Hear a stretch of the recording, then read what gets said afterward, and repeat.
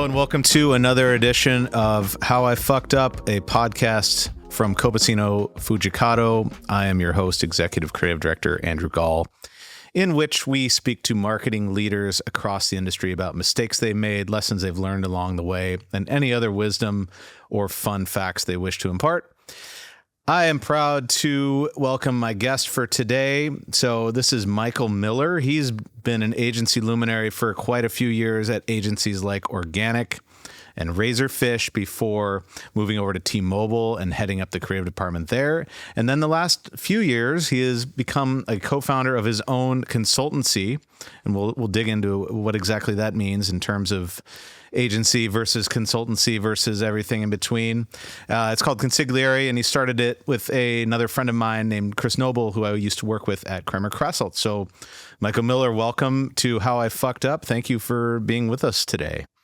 Andrew, thanks so much for having me. This is I'm super excited to spend some time talking today. So I know we've been dancing around doing this for a while, and so really excited and tried to put a lot of thought and tried to simplify down all of the times that I've fucked up into something that's digestible. So I've been working on it. So I love it. I appreciate that. So yeah, let's start a little bit about you've done agency side, you've done client side, you're now doing consultancy side. So I'm just always curious, nowadays the agency and marketing world is moving so fast. How did you get from T-Mobile to Consiglieri? What was the process there, and what was your, did you have a big aha moment, or did it just kind of happen gradually? Or tell me a little bit about that.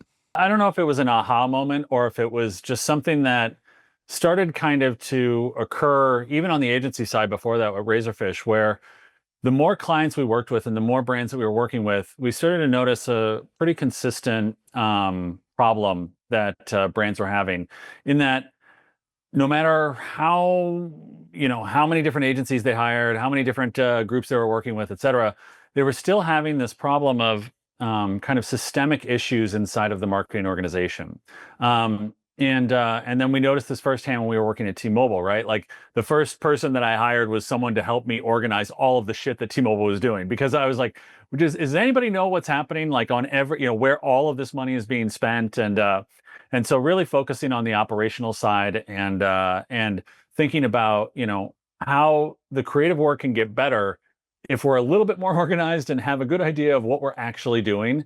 Because we found we were spending so much time reworking stuff and kind of trying to solve the brief with the creative, which is always a bad way to go. So we had seen this at so many brands. So when I ended up leaving T-Mobile, and I had built a really strong leadership table at T-Mobile, and so a lot of us kind of started to leave around the same time as the merger between T-Mobile and Sprint started to take shape, and we just started thinking, we've got enough friends that either run agencies or are heads of marketing and brands that are all having these same kinds of issues, operational issues and structural issues, strategic issues.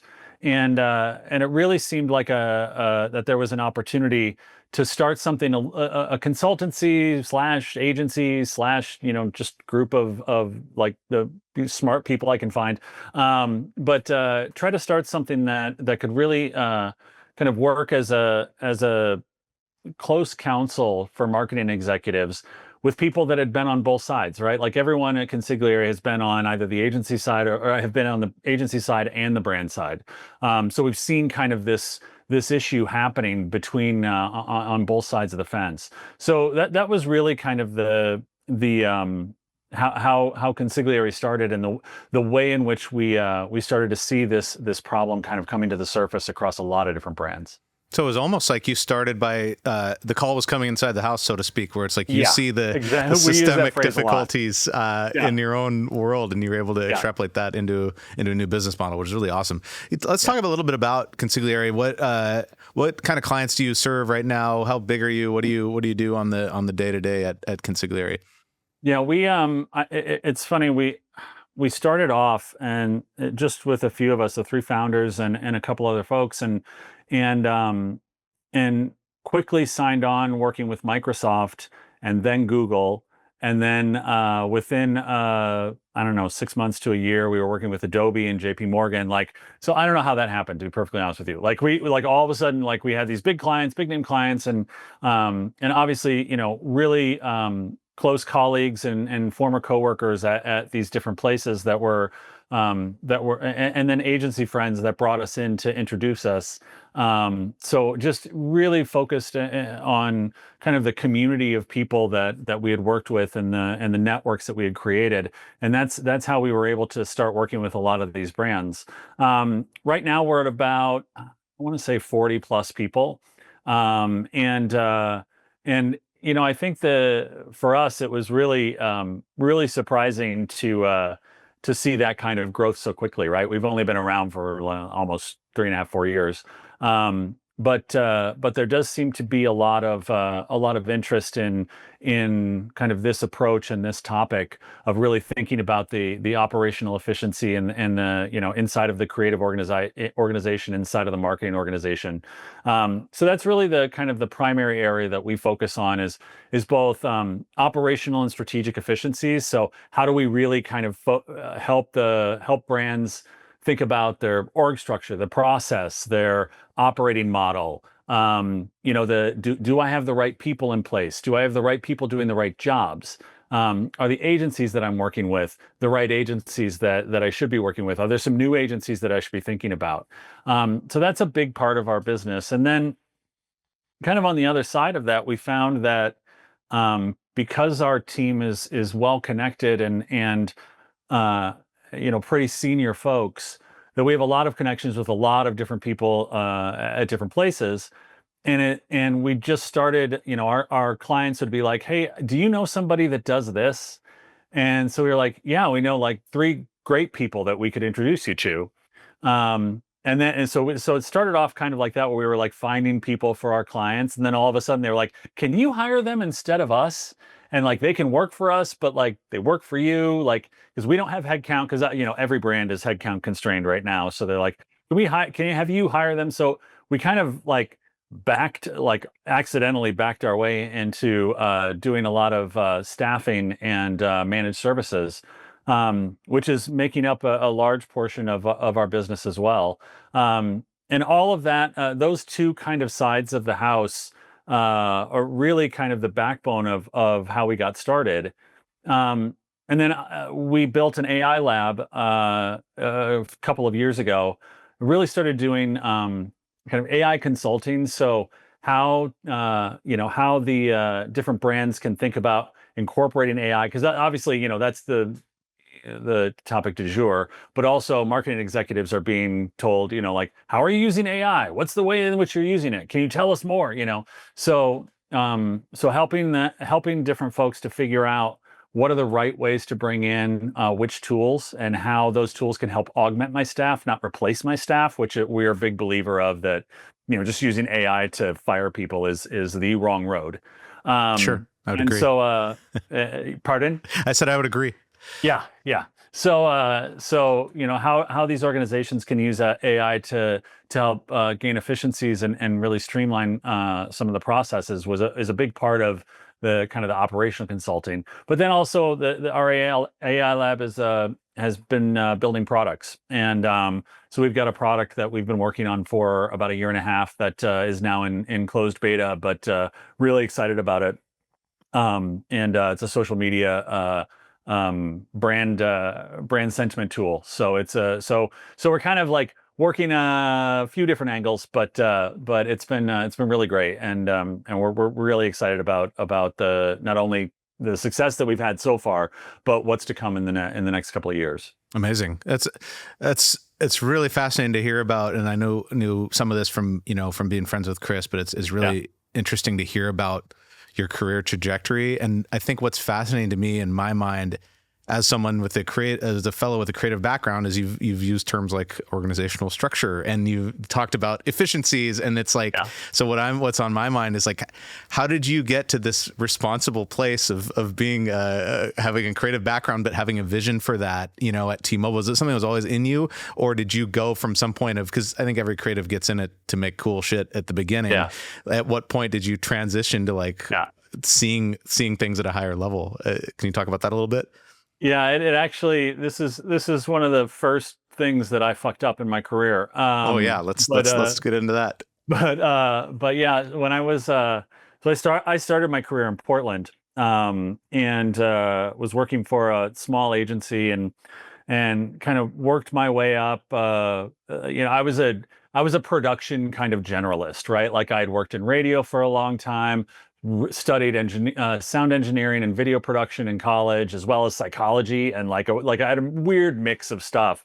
But when I got into advertising, I realized that having a background of doing a lot of different things was a really powerful place to be. Knowing how to do a lot of different things well was a really good place to start in advertising. And so I kind of worked my way up into a creative director role at this small agency. And somehow this small agency, we we landed the Northwest Airlines account. That, if that tells you how long ago this was, they're not an airline anymore. They were bought by Delta quite a while ago. But I remember we them. started work. Yeah.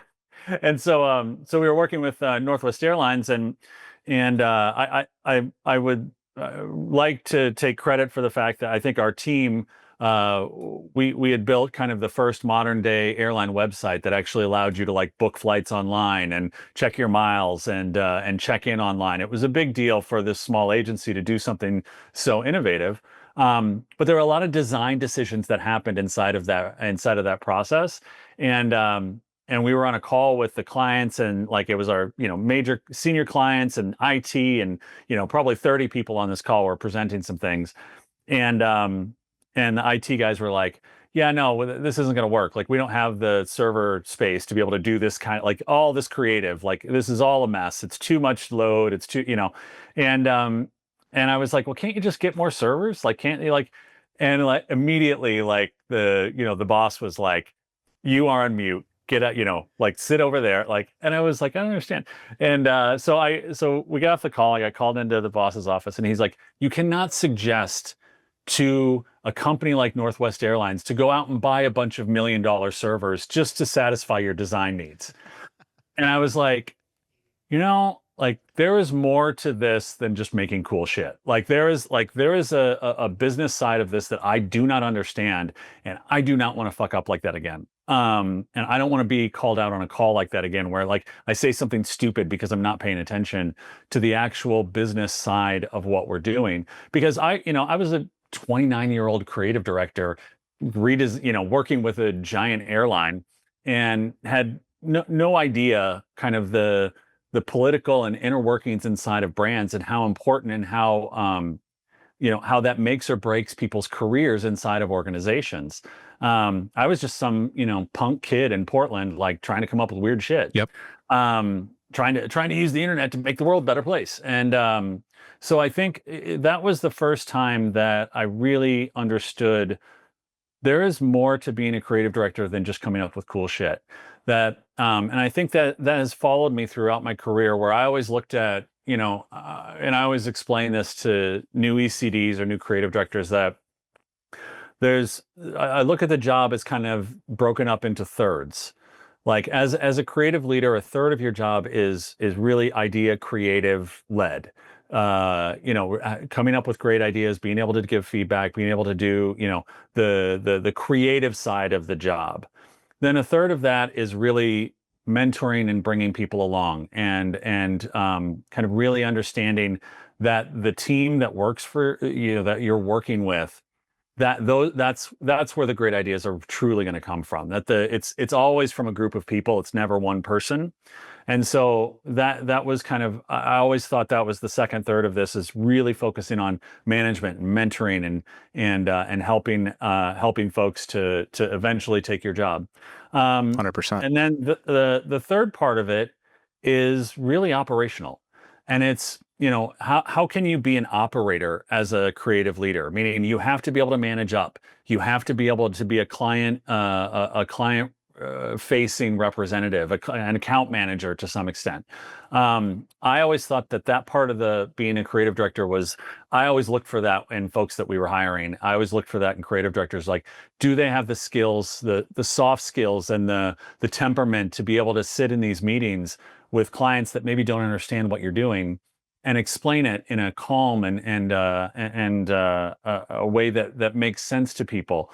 That kind of storytelling ability for how you interact with a business, how you understand kind of the business rationale. That's a huge part of being a creative leader, and I think it's often overlooked. And so to me, that was always a big part of kind of the I was naturally curious, and so I always wanted to like understand like how does this company actually make money? Like how like I see the stuff we're doing, but how does that translate into money that they're making? You know, so I always found that part to be fascinating, and that's just kind of as I've kind of worked through the 30 years of my career, that was always the piece that kept me going and that kept me I was more excited about like the Effie Awards than any of the other awards. Like I wanted our work to really work. I wanted the things that we did to be effective, to really move the needle for the business, and that is a big part of what I think the creative directors should equally obsess about. Yeah, I love the way you broke that down into scientific thirds. I don't think I've ever heard anyone break it down like that before, but I think it resonates a lot with me, and it makes me think about my career journey and a lot of similarities in terms of philosophy and belief there. The Effies also are gold standard, and Yeah.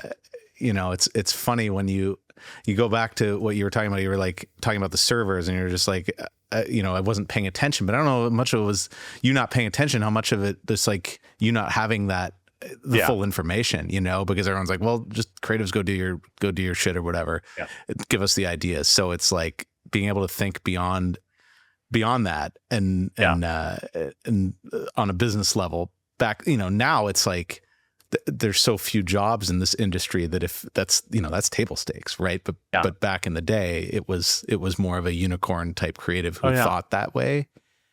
And the other thing I was gonna say is that there's always like, how do you go from senior to creative director? How do you make that jump? And I feel like the way you broke it down in terms of curiosity and asking those type of questions, like that to me is the way. Like when you're able to broaden your thinking into that realm and like be cool with the fact that a third of your job is being a creative and the rest is other stuff like operational stuff, and it doesn't make you cringe, but you actually want to do it and get better at it. I feel like that's when you're able to start to make that leap, which obviously doesn't happen overnight or via osmosis, but it is kind of a mindset shift, I think. Yeah, really, I agree. It is such an important aspect of. I mean, there are amazing creative directors that just do amazing creative work, and I don't want to discount that. Like that is a skill, that is a special person that can lead, just amazing ideas and have that be the backbone and the cornerstone of their role. But that is rare. It is far more important to have kind of a well-rounded understanding of all different types of production and creativity. And it's also, understanding, this is why for me it was so important to work agency and brand side both. Because I had experienced the agency side for so long. I was like, I want to work on the other side. I want to understand it from that side. I want to know why did some of these things that we were going to do get shot down at this, when I was on the agency side, and it's really eye-opening when you work on both sides. It's a fascinating experience to have. And then starting my own business and with my partners, and like there's a mountain of shit we don't understand. Right. It's like you started. I like. Thank God we have Chris Noble, because I don't understand anything that he does, and he keeps the business running, keeps the lights on, deals with the tax people, deals with it, and so I'm just I'm learning as I go on that side too. So I think that like to me that's just another part of being a creative or being a creative director. Is this idea of wanting to somehow strike out on your own at some point. And I think we all have that in us. And I was certainly lucky enough to be with some people that know how to do that kind of thing, so that when we wanted to, I was like, I think we should start something, when we got a chance to do that, it had people around that we all kind of pieced together what we knew and figured it out as we went. So it all goes back to having just curiosity, yeah. being fueled Yep. by curiosity, which I will plug as a Copacino Fujikato value as part of our There you system. go. That's one of the things we try to live by every day. But I do think that it's not just curiosity about ideas. It's also curiosity about things like that. What's it like on the brand side? What Yeah. would it be like if I quit everything I knew and started my own thing? Yeah. And it's like, as creatives, you have to continue to keep pushing to keep things interesting, and that's Yeah. a very extreme way of doing it, but Yes. it seems to have worked out well for you. So It's going okay. I think I was at Razorfish for like 12 years, and people are like, how did you stay at one agency for 12 years? But for me, the idea, at Razorfish, I always got to go work in a different office, work on a different thing, travel internet, like work for this international, like we need you to go to Abu Dhabi and work there for a while. When you work for a big agency, you get a lot of opportunities to work on a lot of different things. And to me, that was really exciting. I enjoyed really digging in on a client and working with that client for a couple of years, and then jumping to the next thing and working on that for a couple of years and digging in. And because and I think that's, on the agency side, you get to satisfy that curiosity that way too. Like you get to go from thing to thing to thing, but eventually, the idea of moving on to a brand or moving on to your own thing, or there's always that opportunity. And I'm not 100% sure that I'm doing it right, but I feel like I feel satisfied with the work that we've been able to do, and kind of the decisions that I've made, like some of the choices that I've made. So I feel like that's is the right way for me, I guess. So. yeah, no, there's no wrong answer. It's just different ones, right? So let's talk about some of the choices that you've made, specifically as it relates to fucking up, mistakes. What you talked about the telling the client to buy more servers. What else? What other stories come to mind in this realm? When I first started out, and just from a philosophy perspective, like I fuck up a little bit all the time, almost every day, right? There are things that I always adhered to the idea that you can fail small and fail often, and that's the best way to kind of learn things. And I think because I've tried a lot of different things, I think that I've been successful at failing small and often.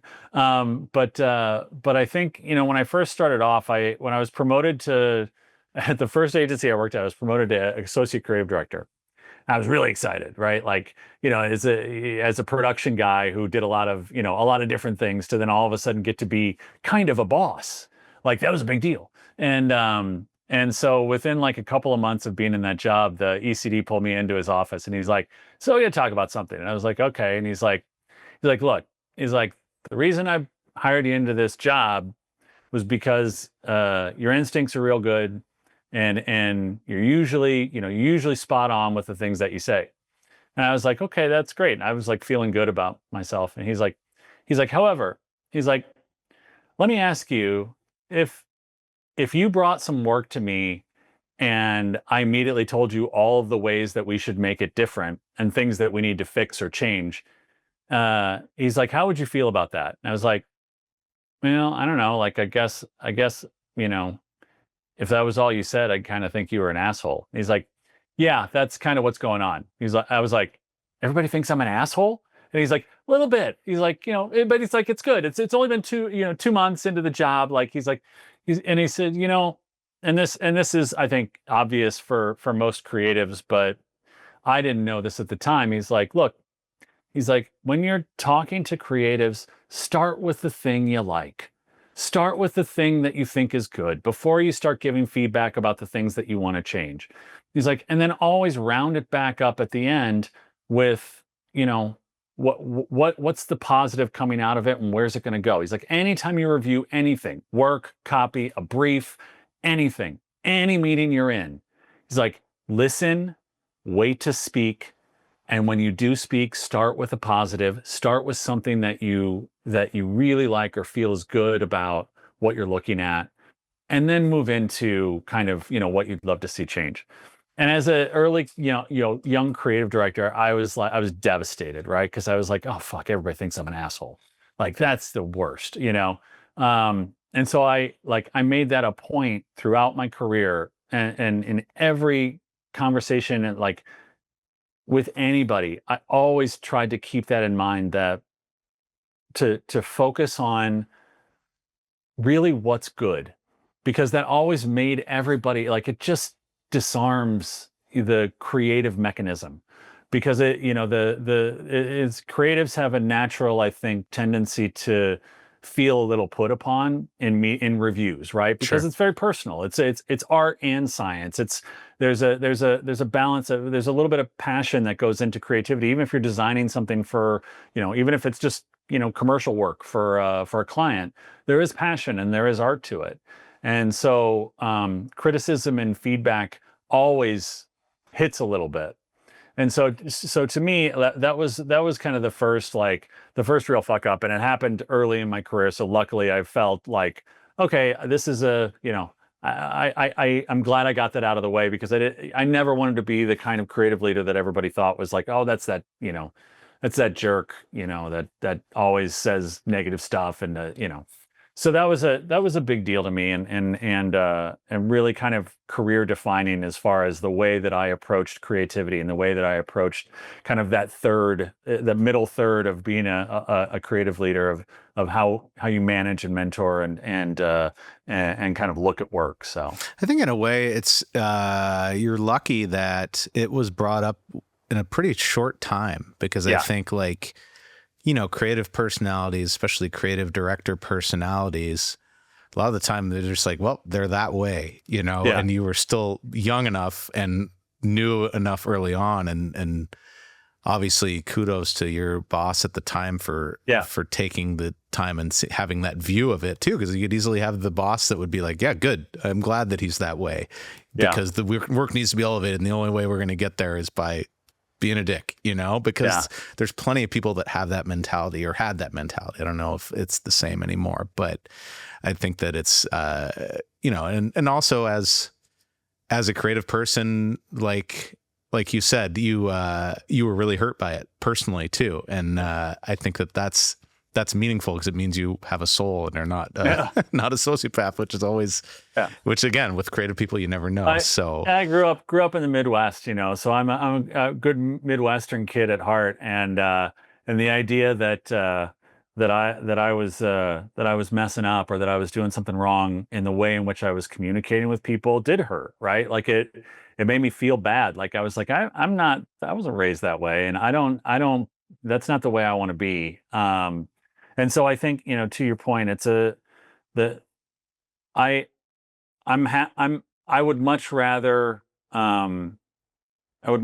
communicate with folks the right way, and in a way that's constructive, and even if it takes a little longer to get to the point, than the kind of, and don't get me wrong, like I'm super direct, so I'm not like, I'm not meandering my way to the point. Like I get to the point pretty quickly, but I never want to be mean about it. And I've worked for people that like take a little bit of pride in running people over the coals. Sure. And I've always thought that there's got to be a better way to do that. It's just not my style. It's not my personality. So right. That's great. So what about, you talked a lot about kind of, I'm not going to use the word flailing your way through, but like you started your own thing. You're just like, yeah, it's a good idea. Like, let's do it, without really a whole lot, like you said, Noble does the taxes and that sort of stuff. Anything at Consiglieri that you're just like, wow, I really got over my skis on that one, because it's a curious question, because, I don't think most people are naturally, especially creatives, adept at starting their own business successfully without help. So I'm sure that there were some fuck ups along the way for that too. It's funny. We have, I think that the most important thing that we did when we started is we found the right mix of folks as a team. And we had all kind of worked, for the most part, our team had kind of worked together off and on at different points in our careers. And we got, really, really lucky in that as a group, we always keep each other in check. We always kind of we're never making decisions that, all of a sudden, like, somebody decided something and it totally screwed everything up. We're always kind of checking in with each other. And I think the idea that we started, during COVID, and it was, everybody was remote, and so it was so important for us to, be on Google Meet, kind of back and forth throughout the day. And every day, right? Like there isn't a day that goes by that I'm not on some kind of call with the other founders and our team, our teams, all day, every day. We're always communicating and somewhat over communicating. And that was really, that was born out of, I think all of us had experiences in the past where miscommunications along the way created problems. And so there is something to being able to work with senior folks, that you kind of have a good rapport with. That starting a company like that, I think was important. That on the other side of it, I think we didn't know anything about how to price stuff. Like, we had no idea how to price our services or how to do this or how to do that. And so we just kind of guessed at like our rates and like what, so after, I think, the first 6 months, we realized that we had priced ourselves like in such a weird way that we were making enough money to stay in business, but we didn't realize how much money we were leaving on the table. And so, like, we kind of had to go back and look at, like, what are we charging for this, and what's our rates, and what's, because we were just like excited to have a job and excited to work for a company. Like, we were like, oh, we have to make a profit. Like, we actually have to, and then once we had employees, we were like, oh shit, we have to pay for insurance and we have to do all, and so I think from that perspective, like, really trial and error on some of those things that we didn't really understand. There was no real big fuck ups, but there were a lot of little small ones all along the way of where we were like, oh shit, we probably should have charged more for that, or we really probably should have done, like, or we forgot to bill for this, those kinds of things. So I think, from that perspective, it's a lot of the silly blocking and tackling that it takes to run a business that almost seem intimidating if you don't know how, if you've never done it before.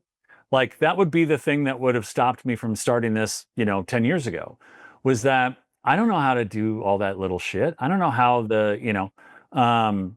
but I think, the fact that as a team, we were able to figure those things out as we went. I cannot state enough how important having good partners is. Partners that you can trust, partners that you all kind of see things the same way. Because then when we do have bad days, like, we started Consiglieri on, officially signed the paperwork on like a Monday, and we didn't have a single piece of business. Like, all of our contracts had ended that day. And it was like July 1st or something. And all of our contracts ended at the end of June. We started the company officially to sign the paperwork and did the things on July 1st. And we didn't have a single piece of business. We were like, well, this might be short-lived. Like, this might be a 2-month endeavor, and then we're going to be out of business. And by the end of that week, we had 3 clients randomly. Like, we had meetings pop up immediately, because it was the second half of the year and everybody wanted to get started on their second half budget, right? And so we were working, we had a contract with Google, we had a contract with Microsoft, and we were working with another small company. And that all happened within a week. I don't know how. I don't know how we got lucky enough to make that happen. Like, my previous experience, like, I had worked, when I was freelancing for a startup, and freelancing for an agency, and they both went bankrupt in the same week. So like, I've seen this go on both sides. But we got very lucky, and I think we have a really good position and really good people, trying to make a difference, trying to help out organizations, and that's been really the key to our success. And all of the screw ups along the way have just helped us to kind of hone in on the things we do right, and the things that we can get right. That's great. And I think that, this kind of full circle of you saying it a few times from earlier in your career to now, of a lot of little fuck ups along the way. So like that's a great thread for this, a great theme. And my last question to you would be, how do you ensure that you're giving yourself the latitude to make those mistakes, like from age 29 to now? Like, is it endless curiosity? Like, what would be your philosophy for how to make sure that you're able to keep fucking up in small ways to learn? Yeah, I really think it's a balance between, like you said, like starting with curiosity that's got to be a cornerstone of this entire industry, right? Like this everything that we're doing. But then there's like a balance of confidence and humility, right? Like I'm always confident that things are gonna work out, right? Like I've always got like this I'm probably naive idea that things are going to work out one way or another. It may not work out the way that I think it's going to work out, but that it eventually will work out. But then the humility to understand that, like, I'm going to screw up a lot. I'm going to make mistakes. I'm not always right. And I, and even when I'm right, there's sometimes you can be right and you're wrong. Like sometimes being right actually ends up like screwing you up. Like, being the idea, Chris always likes to say this too, is, he'd rather be successful than right. And I think there's some truth to that, right? Like the idea that, no matter what you end up, kind of what path you end up taking, or what ways in which you screw up, that there's always kind of a way to kind of turn it around, right? There's always something to be learned from it, and something to kind of, unless it's a career ending, fuck up, which luckily I haven't had that yet. But I'm open. I'm keeping my eyes open, because I'm always terrified of the career ending fuck up. Never know. But I think, that notion of, and it really is, when you've failed enough times in little ways. I remember when I lost my first job in advertising, and got laid off, and it was the .com bust. Everybody lost their job, right? Like I was in Portland, and this is before I moved to Chicago. So I was, in Chicago is a totally different advertising world. Love Chicago, love advertising in Chicago, love the community there. Portland's a weird one, right? Like when everybody got laid off in Portland, everybody was like, we were all at the bars every night where the cheapest drinks were. We were, and because it's a huge creative community and everybody's, interconnected. A buddy of mine said to me, after I lost my job, we were at the bar one night, and I was feeling down, and he was like, look, he's like, you're not in advertising until you've been fired from advertising. That's just the way it is. And I think that kind of knowledge of like, yeah, there's going to be times where you get fired from a client. There's going to be times where you get fired from an agency. There's gonna be times where you screw up and you get asked off an account. All of those things happen. It's not the end. That's just advertising. That is literally just what we do. And I think the sooner you can kind of accept that nature of this industry, I think the better we all are, because it does give you a sense of humility. It does give you a sense that like nothing's locked in. Nothing, no matter how good the idea was that you had, 2 weeks ago, like if you screw up on a call with the client, like you might be out of that account, and that just happens. And learn from it and move on. And that's always been my, I think the thing that keeps me somewhat grounded. I always think like, I'm 2 bad months away from being out of a job. Sure. Like it's just, I feel like we all are. Yeah. But trying to always look forward and count on things working out seems to have guided me good so far. So we're gonna stick with that. That seems like the best philosophy you can have. I mean, there's a percentage of pragmatism, there's a percentage of optimism, and there's a percentage of humility that are all important, and they all can fluctuate. But if any one of them is too high or too low, then it's not the best. So, I mean, I guess that's what keeps us all coming back to this crazy industry, right? It's that for me, it's a Midwest upbringing of everything in moderation, right? And like trying to stay calm in all of these, try not to get too worked up about things.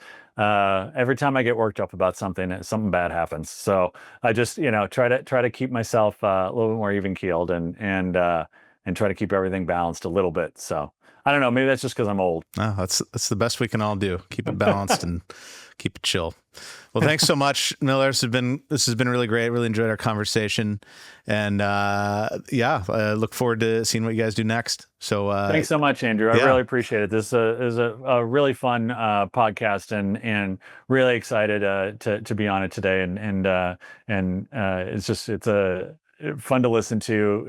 It's really great. So I appreciate it. Thank you so much. Join us next time on our next edition of How I Fucked Up. Thank you for listening and for watching.